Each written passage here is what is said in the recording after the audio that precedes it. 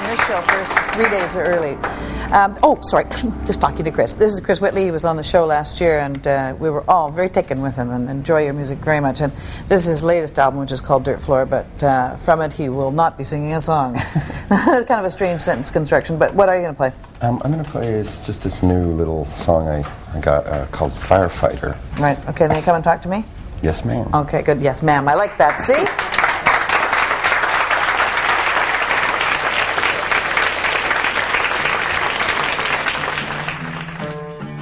It's a very quiet song.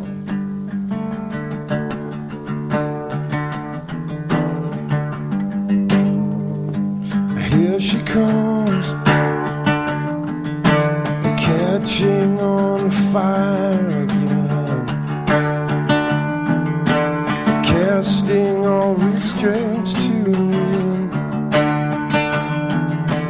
fanning out her flame to little men.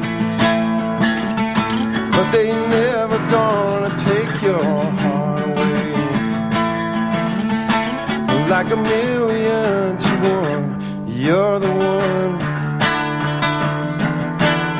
I would side with you, you're the one.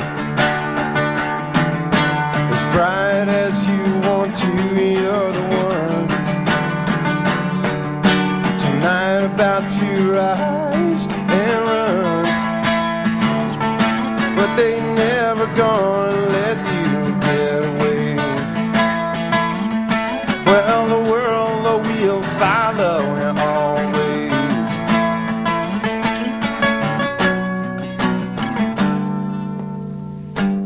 Here she comes, sending the faithless home, attending these fuses alone, offending the ice age, you're the one. I would side with you, you're the one. As bright as you want to, you're the one. I would side with you, you're the one.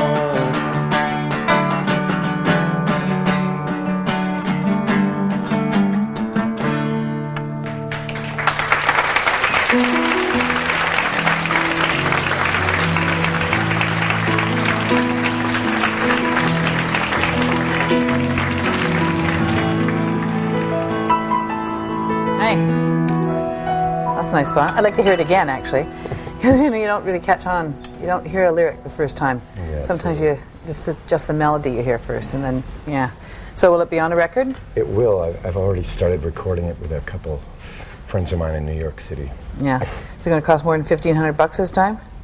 To make, yes, probably. I hope so. Yeah. But this was, touted as being like the world's cheapest record to produce, with the best return. Yes, it was. It ended up selling more than my last couple of major label releases that had a lot more money involved in them. And it's a record I made in one day, and it cost the price of renting a van to bring some stuff up to Vermont from New York. Right. What were you doing in Vermont? Recording that little record. I used to live up there before I moved to New York City. Right. So my father has a farmhouse up there that's empty. And, it was kind of a... So you moved in? Yes, for 3 days. It's not too long to make an album, and some people take 6 months. I've taken 6 months at once as well. Is that the first one? The second one. Right. Do you keep in touch with Daniel Lanois, or is that you do, eh? Because he produced your first record, was it? Yeah. He worked on my first record, but Malcolm Byrne, who's Canadian and also from, I think Malcolm is from Ottawa area, Toronto area. Malcolm really was a producer. Right. Malcolm was Dan's keyboard player at the time, and Mark Howard, who's also from up here, engineered my third album and that first one. Mark still works with Dan. I talked to Dan a couple of weeks ago. Are you in a big tour now, or? I've been on the road. By the end of May, I will have done 300 gigs since this time last year. I just got 300. Yeah, I've been in Europe 4 times for a month each time. I did a month-long tour opening for Alanis, How was that? It was great. It was great. The way it came about, she just liked my stuff, and that was. I'm not surprised that she liked your stuff. I did a month with Johnny Lang as well, which we just got off of 3 weeks ago. And you still hanging out a bit in Belgium? You got family there? I have a daughter who lives in Belgium. Trixie! Trixie. It's a great name, eh? Does she like her name? Well, most kids she does. Yeah, she does, eh? It's there. Her mom, they speak Flemish, Dutch, and French, so it's Trixie. Trixie. It sounds a bit different in that. Yeah. And so, but they speak English. Mm-hmm. To you, American boy, wonder. Yes. She speaks 3 languages, my daughter. She's That's 11. great, eh? Can you imagine being able to do that? I know. You didn't grow up speaking another language, did you?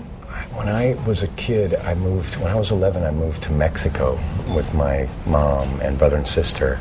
My mom's a sculptor, and we lived down there. And I actually learned Spanish while I lived there, just from friends, from literally on the street. When you're a kid, you just soak up stuff.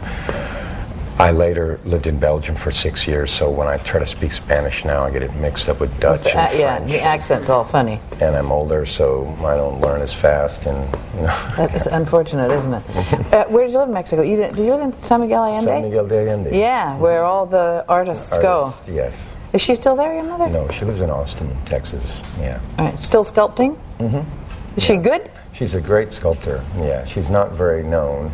She's had a hard time of it, but there's been periods of her life where she's had, some stuff in like architectural magazines. Oh, really? Like What's her name? Mickey Whitley. Mickey Whitley. Yeah. So I should pay attention if I ever see any of your stuff. Maybe you should put something on the next album cover. Yeah. If if life's worth living, yes. Mr. Whitley, you better do something. Anyway, I really appreciate you coming again. Thanks so much. Nice of you to be in Vancouver again. See you. Okay. Thanks a lot. You don't have to go.